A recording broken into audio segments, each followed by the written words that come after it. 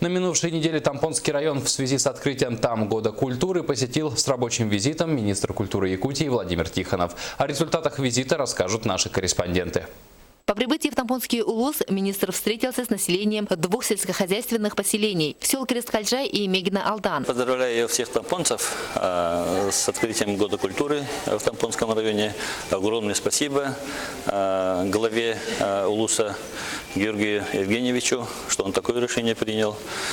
Ну вот сегодня я посещаю 4-е поселение и побывал в музыкальных школах, досуговых, культурно-досуговых учреждениях. В ходе поездки на местах Владимир Тихонов осмотрел все объекты культуры, выслушал от коллективов насущные проблемы, в том числе решение вопросов о строительстве районной библиотеки, а в последующем и нового типового дома культуры в Хандыге, где проживает почти половина населения Тампонского улуса. А в небольшом Энгинском наследии работники культуры и образования предложили открыть филиал музыкальной школы.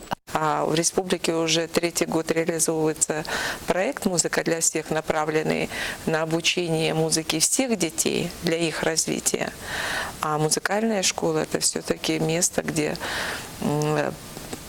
ребенок должен получать прежде всего предпрофессиональное образование с тем, чтобы потом быть ориентирован на продолжение профессионального образования. Сегодня так наше государство, так наша республика ставит задачу перед отраслью культуры. В Хандыге Владимир Тихонов с большим удовольствием посетил школу искусств, необычное здание которое введено в эксплуатацию в 2013 году, где воспитанники продемонстрировали свои знания и умения. Во второй половине дня прошла встреча с работниками культуры, и в тот же день состоялась торжественная церемония открытия Года культуры в Тампонском районе. Далее министр культуры Владимир Тихонов выйдет в село Теплый Ключ и в самое отдаленное оленеводческое поселение Тополиное. Мария Винокурова, Гаврил Семенов, НВК Саха, Хандыга.